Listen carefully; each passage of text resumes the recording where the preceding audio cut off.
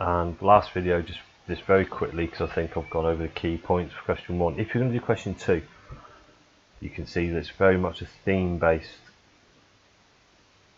question. How does Preistley use? And again, a bit like presents in the first question, use is the keyword of the inspector to suggest ways that society could be improved. So you've got it's theme based. So in terms of a theme, it needs to be, so whereas in character look I've put about ideas, what do they say, the theme, you've got 1, the ideas behind it, so in this case social injustice, social inequality. 2, how those themes are explored, and that is through characters, setting, which and symbolism. Now there's a slight issue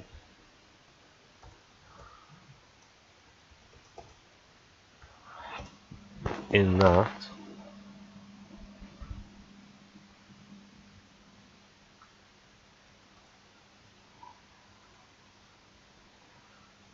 you could argue that there isn't any setting, they're in one room, but if you think about it, the setting is implied. So you have the description of the Palace Theatre bar, which is very seedy and is where the rich men can go and mix with working class girls, so it's out of view. You've also got Gerald's apartment where he tucks her away, again out of sight. You've also got the fact that the Crofts aren't there, they're on a cruise or abroad, which means that they are making some sort of judgment about the engagement. Also with the themes, it is always how they are developed. So in terms of social inequality, it starts off by talking about Mr. Burnham's big speech. He describes the workers, he describes people agitating, and what happens by the end of the by the end of the play, we realise that that theme is developed because the inspector does a far more powerful speech that finishes off Mr. Vernon's speech. So I would start with that. The inspector is key in delivering Preistley's message that society is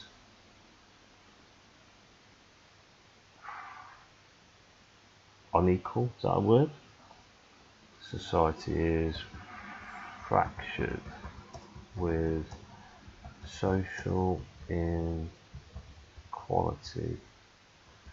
creating problem of. Go for a triplet again. Always good to help you with your plan. Unfairness. Would you say poverty? Would you say hardship?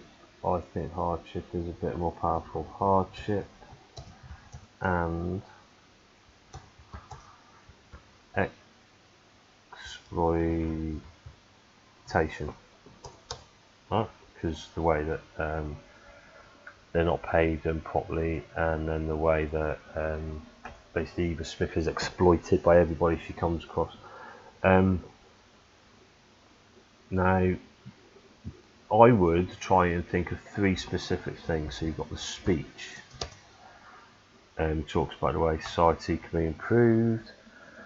I would also say I would go for a Millward's in the shop, and I would talk about how poor people haven't got a chance because even when they get a nice position or a nice job, all it takes is one jealous and young girl and the whole life is turned upside down. And the whole point of that story, I think, is to show that even when the rich think they're doing them a favour by providing employment, which was very much a sort of model of society at the time, which was, well, we're providing jobs to these people, they should be very grateful. They're not, on the land struggling to survive and, living sort of year by year waiting for a good harvest. We're providing them with gainful employment and guaranteed food and shelter. However, if you're exploiting them, that is maybe not as nice a thing as it seems. And also with the inspector, I would suggest his name. Right. So the nomenclature, or that he's Inspector Gould, is important because he is almost like a very Dickens-esque, like Ghost of Christmas Future. So, and the key things you can mention about the speech, and again, remember you've got your list on this side that can help you. Stage directions, powerful impact, the war, Titanic, unfair wages. With the speech, he finishes Mr. Berlin's speech. So he finishes Mr. Berlin's speech. In terms of Millwoods, it's the fact that Eva doesn't have any, and a good word to get into habit of using, have any agency, which basically means that she is not in control. So it doesn't matter how hard she works, doesn't matter whether she obeys the rules, doesn't matter what she does, it just takes one jealous customer. Oh, there's the back door, the wind. And nomenclature, the ghoul aspect, is he a warning or there to punish? He is some sort of ghostly figure. Is he the devil? Is he an angel? Is he what? Just a voice of social conscience? Is he the ghosts of all the working class people that died? One of the three. So you can explore it that way. Like personally, I'll do question 2 because I think the theme questions give you more scope. But just to help you at the start. Society is fractured, social inequality, creating problems of unfairness, hardship and exploitation. The inspector's entrance interrupts Mr. Berling's speech. Mr. Nerling, it's a different player, I think. Mr. Berling's speech, and dramatically cuts across his right wing, would you say they are, or elitist ideas. The speech the inspector gives before he leaves in an equally dramatic fashion corrects everything Mr. Berling said.